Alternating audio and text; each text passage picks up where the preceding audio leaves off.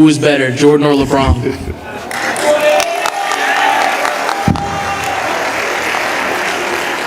He's an amazing person, really nice guy. But for him and his guys, if you don't say he's the greatest ever, it's like you could commit treason. Right. You're either for them or against them. It's like, can I just say you're one of the greatest sports of all time? No, you cannot. Charles Barkley didn't simply criticize LeBron James. He delivered a statement that many believe touched on one of the NBA's most debated topics. The moment Barkley began speaking, the atmosphere reportedly shifted. The studio became noticeably quieter, creating a sense that something significant had just been said. Analysts paused. The discussion slowed. Even the usual rhythm of sports television seemed to change for a moment, because this wasn't framed as a routine hot take or a casual opinion from a former player. It came across as a direct challenge to long-standing narratives surrounding one of basketball's most discussed eras. For some viewers, Barkley's comments felt like a serious critique of how greatness, legacy, and public perception are shaped within the NBA. You know, those are some incredible stats. They are. Those are some incredible stats. I'm never going to say anything bad about LeBron, I told you. I think he's the third best player I've ever seen play after Michael and Kobe. For years, LeBron James has been viewed as basketball royalty in many ways. His greatness on the court is rarely questioned, and his influence on the sport and culture remains enormous. But the argument being raised by Charles Barkley is not strictly about basketball ability. Instead, it focuses on the larger environment surrounding LeBron, an image built through talent, branding, media attention, and long-term success. From Barkley's perspective, the discussion goes beyond points, championships, or statistics. It becomes about how certain athletes reach a level of influence where criticism can feel more complicated or controversial. Some observers believe that questioning LeBron's legacy has often been met with strong reactions from fans, media personalities, and online communities. That perception has created the idea that criticism of LeBron carries more weight than criticism of many other players. When Barkley voices opinions about LeBron, the reaction tends to be immediate and polarized. Some viewers see him as outspoken and fearless, while others view his comments as overly harsh or rooted in generational bias. The debate quickly spreads across television, sports talk shows, and social media.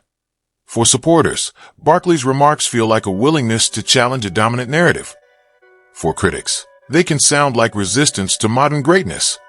What makes the conversation powerful is that it touches on a broader question. How much of an athlete's legacy is shaped by performance, and how much is shaped by the media ecosystem built around them? I'm going to just give a couple of things about, if he wanted to do it fair, he would say, well, how many games did Michael Jordan play compared to LeBron? And actually, if you look at the numbers, Michael actually had 5,000 more points in his career, same number of games. To understand why Charles Barkley's comments carried so much weight, you first have to understand how LeBron James entered the basketball world. Unlike many superstars who slowly built their reputation over time, LeBron arrived with extraordinary expectations already attached to his name.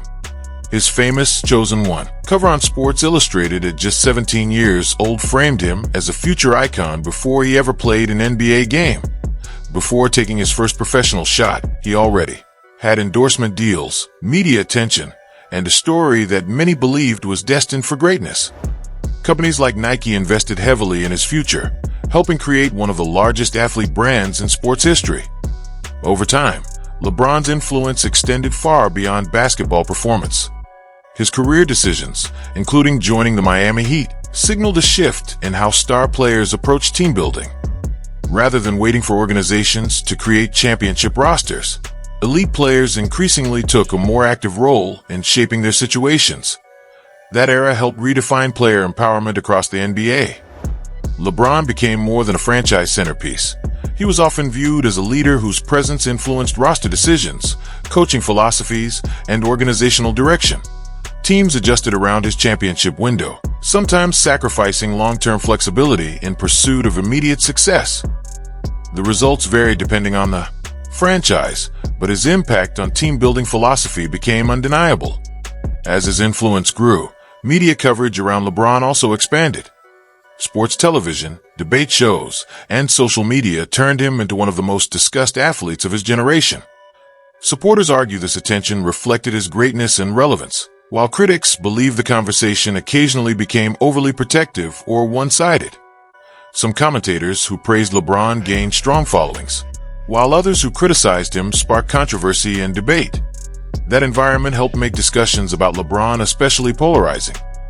When Barkley questioned aspects of LeBron's narrative, many viewers felt he wasn't just critiquing a player. He was challenging the larger system that shaped public perception around him. Barkley has often made clear that he respects LeBron's achievements. He has praised his longevity, production, and ability to remain elite across multiple decades. At the same time, Barkley distinguishes between having one of the greatest careers and being the greatest player ever. Like many former players, he often points to Michael Jordan as the standard for peak dominance. That distinction fuels much of the ongoing GOAT debate. Some fans prioritize longevity, versatility, and cumulative achievement. Others focus on championships, peak performance, and psychological dominance over opponents. Another recurring topic is the rise of super teams. LeBron's move to Miami is often viewed as a turning point in modern player collaboration. Many stars afterward pursued similar paths, forming partnerships in search of championships. Supporters see this as player empowerment, while critics believe it shifted the league away from traditional team building. Today's NBA landscape continues to evolve. Championships won by players like Nikola Jokic and Giannis Antetokounmpo, with more organically developed rosters, have added new perspectives to the conversation. As the league changes, debates about greatness continue to evolve as well. Barkley's larger message seems less about tearing down LeBron and more about questioning how legacy is created, defended, and remembered. The discussion ultimately comes down to one central question: what matters most when defining greatness? Longevity, dominance, influence, loyalty, or cultural impact?